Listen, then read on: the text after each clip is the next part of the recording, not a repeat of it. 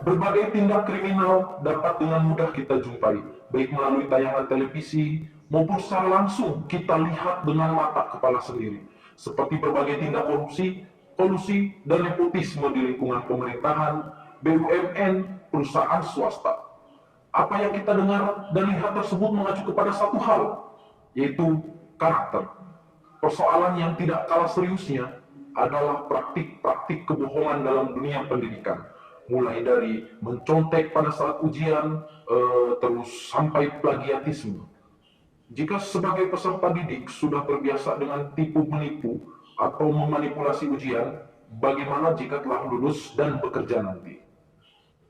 Bukankah itu akan melahirkan kembali koruptor-koruptor baru? Bisa jadi itulah sebabnya korupsi seakan menjadi tiada matinya. Memprihatinkan lagi ketika melihat kenakalan pelajar seperti tawuran, menyalahgunakan narkotika, kebut-kebutan di jalan, dan kenakalan-kenakalan lainnya. Dalam hal ini, dunia pendidikan turut bertanggung jawab karena menghasilkan lulusan-lulusan yang dari segi akademis sangat bagus, namun tidak dari segi karakternya. Berbagai fakta yang terjadi tersebut menunjukkan bahwa pendidikan karakter bagi pelajar Indonesia sangat penting. Pelajar termasuk dalam masa remaja adalah masa transisi dari masa anak-anak ke masa awal dewasa.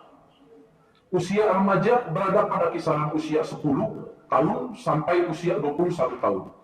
Pada masa itu, remaja sedang mencari identitas dirinya.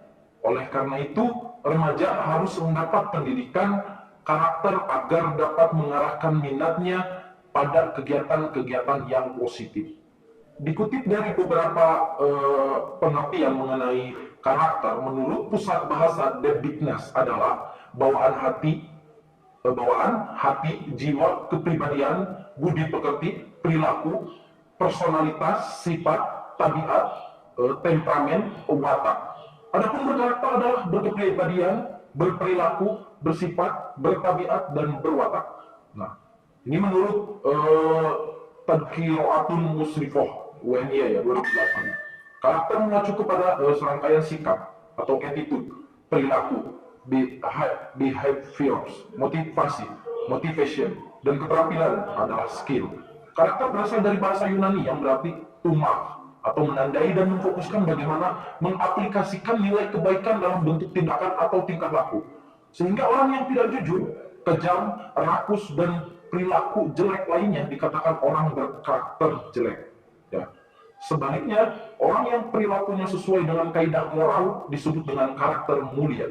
Karakter mulia berarti individu memiliki pengetahuan tentang potensi dirinya, yang ditandai dengan nilai-nilai seperti reflektif, percaya diri, rasional, logis, kritis, analitis, kreatif, dan inovatif. Mandiri, hidup sehat, bertanggung jawab, cinta ilmu, sabar, berhati-hati, rela berkorban, pemberani, dapat dipercaya, jujur, menepati janji, adil, rendah hati, malu berbuat salah, pemaaf, berhati lembut, setia, bekerja keras, tekun, ulet atau gigih, teliti, berinisiatif, berpikir positif, disiplin, antisipatif, inisiatif, visioner, bersahaja, bersemangat, dinamis, hemat, efisien, menghargai waktu, pengabdian atau dedikatif, pengendalian diri atau terus produktif, ramah, cinta keindahan, estetis, sportif, tabah, terbuka, tertib. Nah, ini individu juga memiliki kesadaran untuk berbuat yang terbaik atau unggul, dan individu juga mampu bertindak sesuai potensi dan kesadarannya tersebut. Jadi karakteristik adalah realisasi perkembangan positif sebagai individu, intelektualnya, emosionalnya, sosialnya, etika, dan perilakunya. Individu yang berkarakter baik atau unggul adalah seseorang yang berusaha melakukan hal-hal yang terbaik terhadap Tuhan Yang Maha Esa, dirinya, sesama, lingkungan, bangsa, dan negara, serta dunia internasional pada umumnya. Nah, dengan mengoptimalkan potensi yang ada di dalam dirinya, ya, dan disertai tentunya dengan kesadaran, emosi, dan motivasinya atau perasaannya.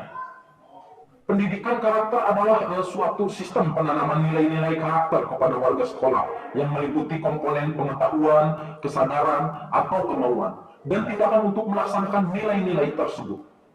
Pendidikan karakter dapat dimaknai sebagai the deliberate use of all dimensions of school life to foster optimal character development. Dalam pendidikan karakter di sekolah, semua komponen atau pemangku pendidikan harus dilibatkan, termasuk komponen-komponen pendidikan itu sendiri, yaitu isi kurikulum, proses pembelajaran, dan penilaian. Penanganan atau pengelolaan mata pelajaran juga sangat penting. Ya, terus untuk pengelolaan sekolah, pelaksanaan aktivitas atau kegiatan kurikuler, terus pemberdayaan sarana prasarana, pembiayaan, etos kerja seluruh warga sekolah atau lingkungan itu harus dilibatkan.